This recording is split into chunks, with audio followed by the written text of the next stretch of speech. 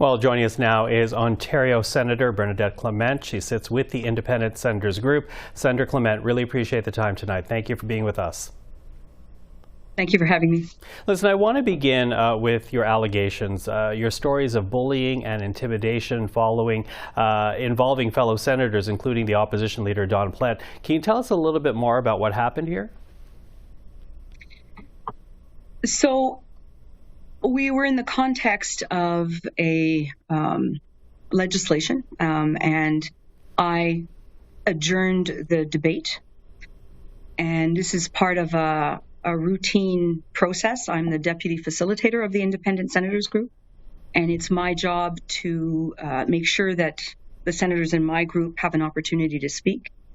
And I had a few senators who were not in chamber that day and wanted to speak to the amendment that had just been proposed, and so I adjourned. The adjournment caused a significant reaction. I understand that this bill could potentially have an impact for people, for farmers, for families. I understand that there was disappointment that the debate couldn't take place in the moment. But the point of the adjournment was to make sure that the debate could continue with participation from all senators who wanted to speak. The reaction was swift. People were angry, and myself and Sénatrice Saint-Germain, the facilitator of the ISG, the Independent Senators Group, were spoken to in a way that in our workplace, in our seats as senators, in a way in which we should not have been spoken to. Mm-hmm. My main concern, though, is what happened after that. The fact that kind of heated discussion can lead to online posts and can lead to a lot of hate, anger, and then ultimately a threat. Well, let me jump in there because, out of that adjournment came a social media post from the Conservative House Leader, which you say did lead to this abuse and at least one threatening phone call. Describe for us, if you will, what you and your staff were subjected to following that adjournment, following that social media post. So, after that adjournment, it was a non-sitting week. I went back to my home in Cornwall and did other work. Many of us have things that we do and work even during non-sitting weeks. And I wasn't going to speak. It was heated. It was not appropriate, but I have work to do and I wanted to get back to work. But when that post came out the following week,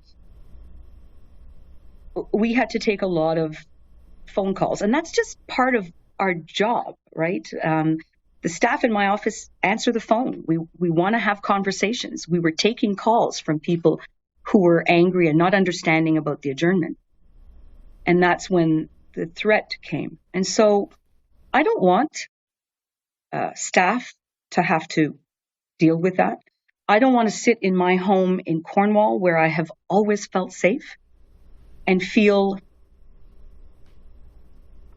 like I had to worry about whether someone would come to my house, worry about having to tell my family that I was going to leave my house in Cornwall so as to ensure my safety, had difficult conversations. That's not what I expected when I got to the Senate and just simply am there to do my work. Mm-hmm.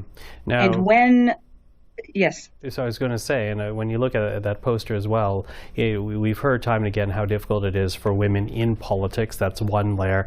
And then another layer, you being a racialized Canadian. Did that add a layer of concern for you? It's always something that I think about. I live in the skin that I'm in. I've been a public person and a politician for a long time, and that's been good. It's been really, really good. But I am always concerned about how things will go. When I was mayor of Cornwall and there was the renewal of Black Lives Matter after the death of George Floyd, I worried about that. I worried about how I would express myself as a Black woman, as a Black woman mayor. And I managed it. And our community in Cornwall was great. And we got through that. This, having my picture, it was my office number, a picture of Sénatrice Petitclerc, a cherished colleague, both of our faces. I did wonder what it would do. And then the next day when the threat came in, I made a decision not to be silent after that. I posted on social media to explain my job, to explain about the adjournment, to provide my perspective. And that's when the response, included a lot of racism and misogyny. Mm-hmm. Now, parliamentary security and police are now involved in what has happened here. What do you hope happens out of this whole episode? I want to say that Cornwall Police was fantastic. The Parliamentary Protective Service here, Security Directorate, everyone was so good. And so I was really reassured by how seriously we followed protocol around this, and I appreciate that. I think the conversation that we had this week in chamber, in the Senate chamber, was good. It came from senators standing up from every corner of that chamber to say, we need to speak to each other respectfully, and we need to think about how we behave online. And when we're talking to constituents and when we're talking to the Canadian population, we need to think about how we're posting things and the consequences that can have. I don't say at all that my colleagues intended for any of this to happen. That's not what I'm saying. I just want us to have a conversation about respectfully speaking to each other and also thinking about the consequences of posts online when we're in a heated discussion. We have to be careful around anger and stoking anger. So you don't necessarily believe that, for example, the social media post from Andrew Scheer meant to lead to any of this. Are you looking for an apology, though? Do you need an apology? I needed not to be silent. I mentor young women who want to run for office, who want to take up public space. I mentor young people from diverse backgrounds. And if me here as a senator, in my seat as a senator, if I can't stand up and say, hey, we need to talk about this, we need to do it respectfully, we need to talk to each other respectfully, we need to be online respectfully. If I can't do that from my seat, then who's going to be able to do that?